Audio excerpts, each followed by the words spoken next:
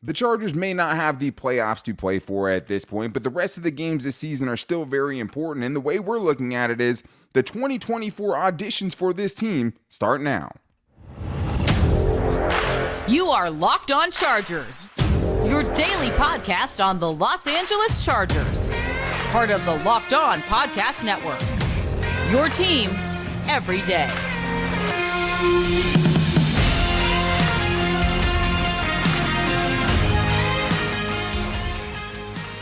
What is up, and welcome into the Locked On Chargers podcast. I'm your host, Daniel Wade, joined as always by my co-host, David Drogemeyer, and we've been covering the Chargers together now for 8 seasons, but this is our 6th year as the host of the Locked On Chargers podcast, bringing you your team every day. Thank you guys, as always, for making us your first listen today, and to make sure you never miss the show, go subscribe or follow for free on the Locked On Chargers YouTube channel, and listen wherever you get your podcast from. David, what do we got today? Saturday is going to be the debut for interim head coach Giff Smith, and we want to see what this defense is going to look like and see if it's going to be any different. And it's the audition time. It's time to see which young players are trying to earn their job with the Chargers in 2024. And I think the most important thing from here is I don't care where the directive has to come from, right? But like get some of the guys that are going to be on this team on the field these last 3 games so we can figure out what they have, because there's a lot of uncertainty around this roster. But this episode is brought to you by Prize Picks, the easiest and most exciting way to play daily fantasy sports. Go to prizepicks.com/LockedOnNFL and use the code all lowercase LockedOnNFL for a first deposit match up to $100. David, we've talked a little bit about this with you before, which is just like these last 3 games are still very important, even if the playoffs aren't an option for the Chargers. You know, will they mess around and win a game? I don't think it's going to be this one, but wait till the end of the show if you really want to find out. This is what it's about at this point. Evaluations. Right? Evaluations for upcoming free agents, if you want to go that way. But for me, it's all about the young players and featuring the young players so you know what you have, right? And when I think about that, I think about a lot of guys on this roster where their role in 2024 is very uncertain. And I think you can look no farther than their first round pick, Quentin Johnston, because I think what he does down the stretch, I mean, you're probably adding more offensive pieces no matter what at this point, right? But down the stretch, I think kind of makes you feel a lot better or a little worse about what you have on this offense with Quentin Johnston. So for me, my first key for success, since we're not looking for keys for success to win the game, we're looking for keys for success long-term for this Chargers team. Give Quentin Johnston 10 targets, right? Like, what's the problem with that at this point? You don't need to win these games. It actually hurts you to win these games. Trial by fire, pepper him with targets and see what happens. The more passes that he catches, the more his confidence is going to go up. I mean, I think right now it's about trying to finish the 2023 season as strong as possible. And he's never been targeted more than 7 times in a football game this entire season. So I am 100% with you. It is a situation where I want to see Kellen Moore manufacture plenty of touches for Quentin Johnston to get his hands on the football. Give him the wide receiver screens, the slants, the drags. Just pepper him with targets. I want to see him get 10 targets in this game and see what he can do with it, because why not? This is the time for you to find out if this kid can play, and, you know, it can play in a role where he's the top target, top option. And guess what? Like, if he drops a big pass, it's not going to cost you anything, right? You might as well find out right now. Get him going a little bit towards the end of this season and see if he can take that into the offseason and, you know, find some success there. But only 3 targets in the last game in a game that you know doesn't matter. Unacceptable, right? Yeah. 7 targets over the past 2 games isn't good enough, right? So, like, I think the other thing is, too, is, you know, he doesn't necessarily need a great quarterback to put up numbers. Look at the 2022 season. He had Max Duggan when he was putting up all those big numbers. Sure did. Turned Max Duggan into a Heisman candidate, right? I think another wide receiver, too, even though he doesn't fit into, like, the rookie category, would be Josh Palmer, right? Because he's going to be probably actual wide receiver 1 going in this game if we're going based on production and based on, you know, what he's been able to do at this level. 4 catches for 113 yards and a touchdown versus the Raiders. The last 2 games, David, that he was healthy before leaving the game against the Bears that injured, 133 yards on 5 catches against the Chiefs, and then 4 catches for 113 yards last week. It was 1 busted coverage last week, but I think for Josh Palmer, though, it's like, okay, wide receiver 2 right now, but also how do you feel about him as wide receiver 2 in 2024, right? With Keenan Allen 1, Josh Palmer 2. We've kind of gotten robbed a little bit of that because of Keenan Allen missing this game right? And which is why both of these guys should get a bunch of targets. But also, right, like with Josh Palmer, it's hard to know. Like it felt like he was going to have kind of a breakout season, and then it kind of got cut short a little bit by some of these injuries. But where would you go next as far as your keys here? Yeah, so I think my next key for me is going to be centered around the center. It's going to be Brendan Hymas's first NFL start. He's a former 5th-round pick in 2021. He was a tackle, converted to guard, and then converted to center. And he got his first taste as a center against the Las Vegas Raiders. He had 11 snaps. I thought he looked pretty good in those 11 snaps. I mean, he's a big dude. I mean, he's 6'5", 320 plus pounds. Very big center, yeah. Yeah, he's a massive unit there in the middle, but this is an audition for him specifically. I mean, not necessarily to maybe be the starting center, right, but he very well could be the backup center if he comes in these next 3 games and he plays well. And the funny thing about that is like, okay, well, backup center, how important is that? How important was it this year, right? When you had Will Clapp come in, right? And wish the best for Will Clapp. Yeah. But obviously the drop-off between him and Corey Linsley, I'm not going to blame all the Chargers offensive line struggles on that because that would be unfair. But, like, we know how important he is because of what this line has looked like without him over the last couple of seasons. So I think with the uncertainty surrounding Corey Linsley, could this guy have a good, last 3 games? I mean, hey, 11 pass blocking snaps, 0 pressures, 0 sacks. I think he had a total of 23 snaps in this last game. But, like, for him just to even be doing anything positive on a football field from where he started as a 5th-round pick, he couldn't make it as a backup guard, and they had brought in Senio Kelemete, which is a name I promised I'd never bring up again because they didn't trust him. You did it again, Daniel. I did it again. I always find a way to do it because the Senio Kelemete game lives in my nightmares. But, like, yeah, same. For him, though, I think this is very, very important. Never started before, and he gets 3 starts more than likely back to back to back if he stays healthy. So I think that's great. My last thing I would want to touch on here, David, is Easton Stick. And I think if you're talking about Easton Stick, what are his keys specifically to make sure he has like a good game in his audition to potentially be the long-term backup quarterback or for whatever his future in the NFL holds? Taking care of the football, right? Yeah. An interception and a fumble return for a touchdown last week. 4 turnovers in 6+ quarters. He has 4 fumbles, 3 of them lost, and an interception. And this is the big difference here now. The Chargers brought in Will Grier off the Patriots practice squad. And why is that important? It's important because he has a history with Kellen Moore. He's run the Cowboys offense with Kellen Moore the last couple of seasons. He balled out in his last preseason game for the Cowboys where they knew they were going to cut him, told him he was going to get cut, and then gave him that last game as an audition, and he went out there and absolutely, lit things up. I know that Giff Smith has said, hey, Easton Stick is our starter. But if this goes disastrously, David, I don't think it's totally out of the realm of possibility that they give Will Grier, right, someone that's had, prospects as a backup in this league, the last 2 games to maybe see if he's the guy to back up Justin Herbert long term. Yeah, you're absolutely right. I mean, these are very, very important games for Easton Stick. And yeah, I mean, obviously it's important to remember the context that he has never played a, full NFL game besides the one he played last week against the Las Vegas Raiders. And he didn't have Keenan Allen, which is important, right? Right. Yeah. No Keenan Allen, which, is massively important because, he's been, the entirety of the Chargers offense for the most part of the 2023 season. So for Easton Stick, it's about managing the football game. It's protecting the ball. It's giving Quentin Johnston some opportunities with some quality throws. It's using your legs to extend drives, but protecting the football first and foremost is something that we absolutely need to see for him, and he needs to do it. I mean, if he wants to be a backup quarterback, you have to be able to manage the game. You have to be able to keep your team in the football game, and your organization needs to have confidence in your ability to do that.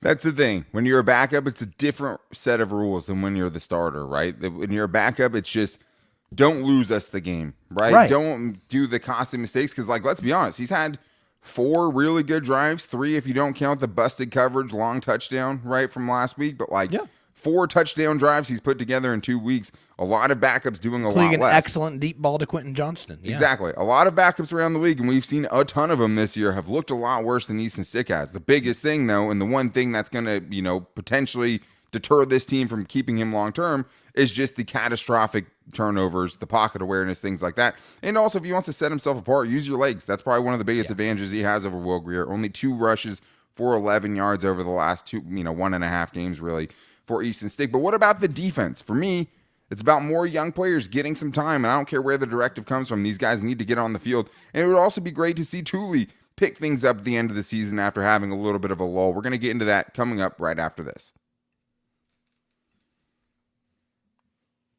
First, though, I need to tell you guys about one of my favorite things ever, and I'm talking about DoorDash. And I just don't think there's very many things that pair with Football Sunday better than DoorDash does, because you can get all the favorites for your tailgate or your game day party from the grocery store. Or what I love to do for Super Bowl parties, I'm known as the guy that shows up with a bag of DoorDash that I pick up on the way, and it doesn't matter if I made it or not, and I just made that my thing. I don't ever have to cook now, because I will just go get some, Buffalo Wild Wings or some wings and things off of DoorDash. I show up with that. No one's ever complained, but you can also find some of the great local gems in your community. We've talked about a couple of here, like Little Pin. We've talked about Randy's Donuts. We talked about Sunday Gravy. Check it out. Scroll on there. You're going to find some hidden gems on there you didn't know existed, and they're going to be awesome. And you can even save some money. You can get 50% off up to a $10 value when you spend $15 or more on your first order. When you download the DoorDash app and enter the code LOCK23, subject to change, terms apply, but you guys can save money, 50% off up to a $10 value when you spend $15 or more on your first order. When you download the DoorDash app, enter the code LOCK23, subject to change, terms apply. I also need to tell you guys that on this show you get a lot of in-depth analysis and takes, right? Well, let me give you my hottest take of the day. The best lineup in LA right now is not the Dodgers. Is the lineup of auto loans at Logix. They start off up top with my favorites, the proven and dependable new and used vehicle loans. You can count on these guys to give you low rates and save you big-time bucks. Next up, they have the exciting new rookie sensation in their electric vehicle loans with super low rates and flexible payment terms. Rounding out their lineup, they've got the auto refinancing loans and lease buyout loans. With these guys, you could lower your monthly payments and get on the road to owning your car faster. Look, I know it's a hot take, but seriously, no one can beat the lineup at Logix. Visit your local Logix branch right here in LA and the surrounding area and let one of the amazing team members help you, or just apply online in minutes at logixbanking.com/car. That's logixbanking.com/car. All right, David, well, let's talk about the defensive keys for success here. And the Chargers defense is a little bit tricky because it's hard to know really what you have as far as cornerstones on this defense, what you have as far as stalwarts on this defense going forward, because, guys like Joey Bosa and Derwin James either not on the field or not playing up to their standard. And you have aging veterans like Khalil Mack, who is a huge cap hit in 2024, and you just don't know what the new regime is going to want to do, right? Because that's the big thing with this team. It's not just these guys auditioning for the people who are in the front office right now. Like, they have no attachments to whoever walks in that door in 2024, right?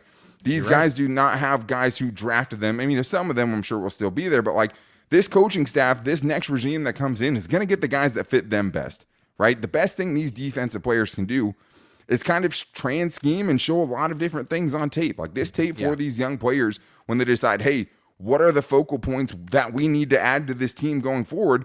They're going to be like, well, hey, this guy can't play. This guy can't play.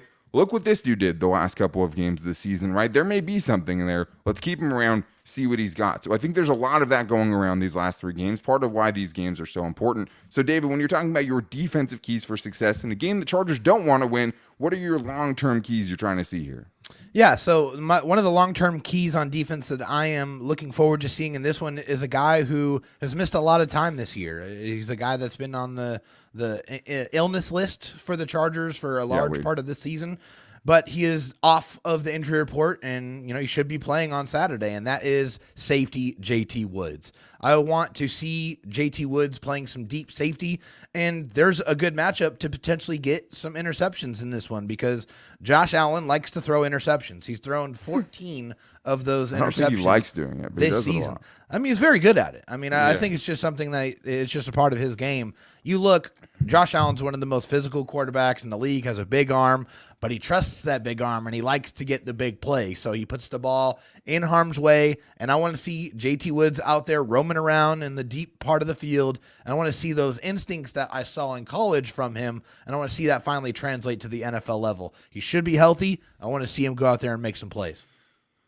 The weird thing is, he was a healthy scratch last week. That's what happened, right? Like he did not miss the game due to injury last week. They decided to keep him out anyways. And I think to me, kind of unacceptable at this part of the season, right? Like, and maybe Staley couldn't see that last week, but I need Give Smith and Derek Ansley to see it this week, right? Yeah. Whether that directive comes from up top, like I need to see snaps from JT Woods, because guess what? You spent a 3rd-round pick on him, and I get it. Like, sunken cost fallacy, right? You don't want to just keep putting some out there because you spent money on it. You barely put him out there. Yeah, or capital on him. But, like, the thing is it doesn't matter right now. Like, Alohi Gilman's not walking through those doors in 2024. With how well he's played, it's hard for me to see it happening with him being an unrestricted free agent after the season, right? Derwin James, we know what his issues have been. Yeah. Who else do you have at safety for 2024, not for 2023, right? Right.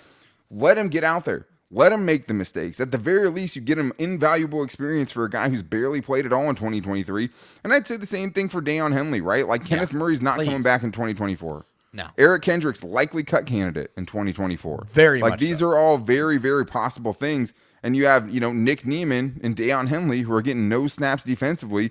Find out what you have in the rookie, because going into next year, you have 0 of those linebacker situations technically figured out, because you don't know if that next regime is going to want to come in and let Eric Kendricks go, because he's not Brandon Staley's guy, because Brandon Staley wanted him so bad, right? Yeah. Didn't work necessarily. But Kenneth Murray, even in his best season, hasn't been a guy that, with what they've let walk away, you would think would be coming back, especially when you're $40 million over the cap, right? So give me JT Woods, give me Deion Henley. I'd also like to see them start Tito Abonia. This is a guy that I think has had a couple of really strong games. I told you he's had 2, just about 83 level grades defensively from Pro Football Focus this season, whereas Morgan Fox, Austin Johnson, Sebastian Joseph Day have had 0 of those games put together, right? He's only played in 5 games.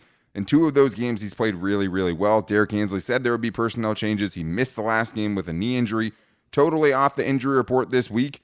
Let me see it, David, because you brought this up to me earlier. Like, the Bills last week, they ran it 47 times. If you take out the 2 QB kneels, and then it's 47, right? QB kneels don't count. 47 times. Yeah. If you're going to want to test, let me see some Tito Abonia. Let me see some Scott Matlock. Let me see some of these young guys on the defensive line, because I don't think Austin Johnson or Sebastian Joseph Day is going to be in the picture in 2024. Absolutely. Both of those guys are gone. There's no way that the Chargers are bringing them back. It's obvious for Sebastian Joseph Day. I think that's just, a cap casualty type of situation, and Austin Johnson's a free agent. So I think that's going to be the end of the line for those guys. So I would love to see Tito Abonia out there. I think this guy has real size, real physicality, and I think that's something they're going to need this week. I mean, you just said it. They ran the ball 47 times last week for 250 yards, and they're going up against one of the best running quarterbacks of our generation. I mean, it really is that, simple. So I want to see some physicality, and, another player I want to see shine within that physicality is Tuli Tuipulotu. I mean, Tuli has unfortunately had a little bit of trouble making any impact plays the last 6 games. He has 16 pressures and no sacks in his last 6 games. He's still been playing exceptionally well against the run, but I want to see some more impact plays from Tuli. I want to see him get after the quarterback. I want to see him get in the the sack column here. I want to see Tuli make some plays, because he's a guy that figures to be in the future plans for the Chargers. He's probably the young defensive player you feel best about, right? And I mean, he's had 6 pressures over the last couple of games, right? I mean, I think we saw Khalil Mack go like 6 games without a pressure at one point. So, like, he's still been impactful. I think for me, it's about him controlling himself a little bit better, right? Because you've seen that kind of wild nature that helps him in a lot of ways. Has come back to haunt him, because he's probably left a good 3 or 4 sacks on the table this season. Another thing that Daniel Popper, I heard bring up on his Hops with Pop YouTube show, was Tuli hitting that rookie wall. And it's such a good point, because the thing that a lot of people don't think about is that in college, these players are playing, 12 games, and then they're off for like a couple months, and maybe they play a bowl game, maybe they don't, right? But he's playing now in his 16th, 15th game in a row, right? Like, that's a lot. That's a ton for a rookie. A lot of rookies slow down towards the end of the season, especially when you play such a physical position like he does, and he's such a physical player. So I think you've seen a lot of the run defense and the intangibles have stayed there. The pass rush, as far as getting sacks and getting the quarterback on the ground, haven't quite been there in the counting stats, right? But still making an impact. Still think you have to really, really like what you could see. But at the same time, it would be nice to see him add a couple of sacks towards the end of the season, right? Like, I think it makes you feel a lot better of what your edge situation is in 2024, because one of Khalil Mack and Joey Bosa is not going to be on this team next year. I don't see it. Like, there are technically ways they could do it. I just don't see it happening. It's Like, highly doubtful. I think it's incredibly unlikely that you have both of those guys. I know everyone's going to say Joey Bosa should get cut. Will Khalil Mack want to come back to this team? Will he try to get released? Will he try to get traded? Right. He's a guy that's chasing a ring at this point. I don't know what the Chargers' ring chances are looking like right now. We'll see what happens with the head coach and GM, and that'll have a lot to do with it. But I do want to get into our bold predictions, staying with the young guys. Which young guys can have a big game in this one and get us excited for the future? Because that's what we're playing for at this point, right? And also get into our game predictions. Can the Chargers mess up their draft position and find a way to pull off maybe the biggest upset in franchise history on Saturday? We're going to talk about that coming up right after this. First, though, I do need to tell you guys about Prize Picks, which is daily fantasy made easy. With Prize Picks, all you have to do is select 2 or more players, pick more or less on their projected stats, and place your entry. The more entries you hit on, the more you win. If you can hit on 6 of them on the same entry, you can win 25 times your money. Prize Picks also offers a great weekly promotions that can lead to big payouts like Taco Tuesday. Each Tuesday, Prize Picks discounts select player projections to 25% to provide even more value. That means instead of someone like Joshua Palmer needing 100 yards, you would only need 75 yards to cash in. And Prize Picks also for this Sunday or Saturday, if you guys want to get in on the game, you can place an entry on Easton Stick throwing for more than or less than 204.5 passing yards, and Quentin Johnston going for more or less than 27.5 receiving yards. Can you get that? If you hit on that, you win. Go to prizepicks.com/LockedOnNFL and use the code LockedOnNFL for a first deposit match up to $100. That's prizepicks.com/LockedOnNFL. Promo code LockedOnNFL for that first deposit match up to $100. You put 100 in, you get 100. Prize Picks, daily fantasy sports made easy. David, let's get into what we always do the day before a show, or in this case, we actually one actual day instead of 2 days on Sunday. We have a Saturday game on Peacock tomorrow. Make sure that you guys know what your Peacock login is, because the Chargers have a weird game this week. Unless you just don't want to watch it at all, because it could be a bloodbath. I totally understand that too. But what you should be watching is Locked On has launched the first ever national sports 24/7 streaming channel on YouTube. Locked On Sports Today is here for you 24/7, covering the top sports stories of the day with local experts of Locked On, plus the national shows covering every single league. Plus, you can check out the 24/7 stream of just Los Angeles Locked On channels, where you can find us and other Locked On LA shows. But make sure you guys subscribe to that and check that out right now, because it's very cool. But, David, let's get into our bold predictions here. Start with the Chargers offense, focusing on young players, right? This is where we're hoping that we can see some young players have some big games during these last 3 games of the season. Who'd you decide to go with? My offensive bold prediction is going to be around the first round pick, Quentin Johnston. I do feel like the Chargers are going to get him the football a lot. I am going 10 targets for Quentin Johnston. I think he's going to get 7 catches, 110 yards, and I'm throwing in a 30-yard touchdown. I think it's going to be the biggest game of the season for Quentin Johnston. At least I'm hoping that's going to be the case. I mean, if you wanted to really be bold, you'll say he has no drops too. No drops. Let's do it. Wow, I think, now no it's pressure. Officially a bold prediction. No pressure. I think he's going to be able to catch the ball. He's going to feel good, feel confident, get into a good rhythm. He's going to catch every single ball thrown his way. Wow. I mean, I'd love to see that. I mean, 10 targets, getting the keys for success in there too. I'd love that. But yeah, so I mean, maybe not catching every ball that comes this way if he's only, what'd you say, 7 catches? But some of those are going to be uncatchable. Sure. It's Easton Stick, so let's be real. I'm going a little off the board here for my offensive bold prediction. I'm going with a non-offensive player. I'm going with Darius Davis this week. Okay. I have Darius Davis getting a 70-plus yard touchdown return on a punt and 2 40-plus returns in total. Should have had a touchdown last week. They got called back. Thank you, Stone Smart, for holding the punter. You can do that. He's averaged the most punt yards per return, with anyone at least 10 attempts so far this season. The Bills, on the other hand, have allowed the second most yards per punt return this season. A good matchup for Darius Davis, a good matchup for basically the only unit on the Chargers that's been consistently good all season. So go with a Darius Davis punt return touchdown. Go with that against a team that's already allowed a punt return touchdown this season. I'm going Darius Davis for my young man predictions this year. That just made me feel old as I said it. So let's go to the defensive side of things. I love that, though. Where are you going defensively? Yeah, defensive bold prediction here is hoping that JT Woods is actually going to be active in this one.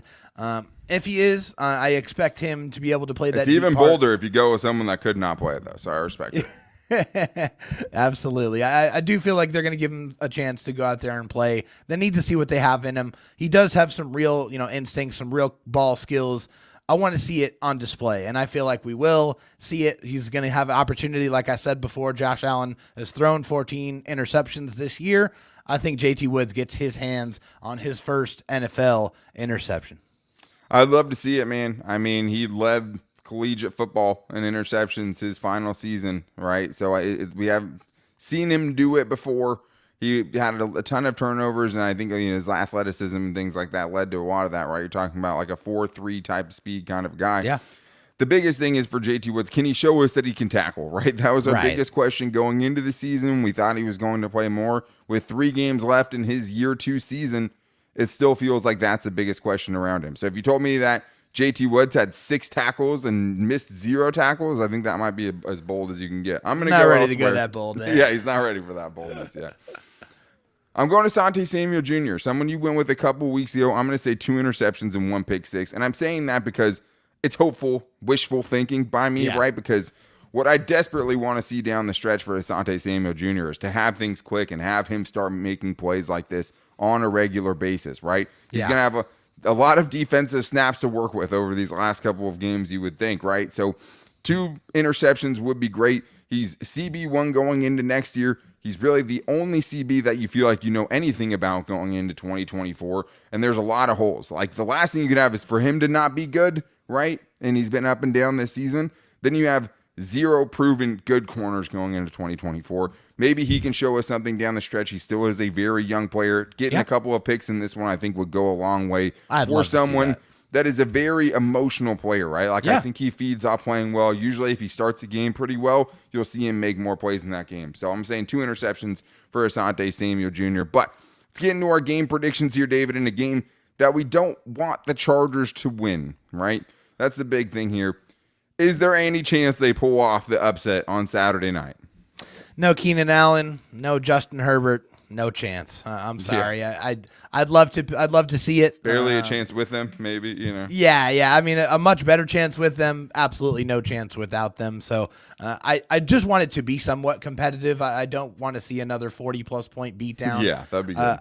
I'm going with the Bills. I'm going to go 38-24 for my score in this one. Ooh, I'm surprised you have the Chargers putting up 24 points. Like, that'll be really interesting. The Chargers offense scares me. I know the Chargers defense is going to put up points, but like, watching what this Bills defense did to that Cowboys offense that had been steamrolling everybody last week and to hold that team to 10 points was super impressive. I'm scared for Easton Stick going into this game. I don't think they're putting up that many points. I have Buffalo 31, Chargers 13. So not quite as big of a blowout. I think I'd take an 18-point loss to the Bills. The Bills are super hot, but the Bills are also one of those weird teams where, like, once every 3 or 4 games, Josh Allen totally self-destructs and has 2 or 3 knucklehead turnovers, right? So, like, it wouldn't surprise me if the Chargers defense, finds a way, rallies around Derek Ansley. Hopefully he makes the defense a little bit simpler and just lets the guys kind of play faster than what we've seen from them in, games past. And then they actually find a way to get some takeaways and things like that. But I think things like that for a young defense, for a lot of guys, who might be moving into bigger roles in 2024, I think would be huge. I still have them losing. They're 12.5-point underdogs according to FanDuel. That feels about right. If anything, maybe not enough, but maybe that's just because we're coming off of a 63-21 game. So for this game, Chargers fans, remember what's important, right? Yeah. These games, we're not expecting them to win. The nice thing is it's very hard for the Chargers to ruin your Saturday when a loss helps them in draft position, right? That's the good news. So if you guys are going to watch this game, these are the things you should be looking out for, right? We're looking for positive progression from some of these young players, and those are things I can get excited about during these last 3 games, especially when Staley and Telesco are out the door anyway. So let's see what young players this new regime will have to work with, and that's a reason to watch by itself. So make sure you guys check that out tomorrow night, Saturday night on Peacock. So make sure you guys know where your Peacock app is. But if you guys want to be here it's going to be we have a little programming note since Christmas is Monday. It's kind of throwing everything off this week. The next show will be on Tuesday. I'm going to be out of town for right after the game. No live post-game show. We don't think that night. So probably Tuesday next show. Everyone have a very Merry Christmas, and we'll be back every day of the week after that. So thank you guys again for checking out today's show. To make sure you don't miss the next one, make sure to follow us on YouTube and listen wherever you guys get your podcast from. You can also find us on our social media. You can find us on Twitter at LockedOnLAC, on our Instagram at LockedOnChargers, and our Locked On Chargers Facebook page. You can also find me on Twitter at DanTalkSports and David Drogemeyer on Twitter at DroTalkSD. So let's hope these young players can do some fun things, and the Chargers still lose anyways on Saturday night. But we'll be back with you guys on Tuesday. Until then, guys, take it easy and go Bolts.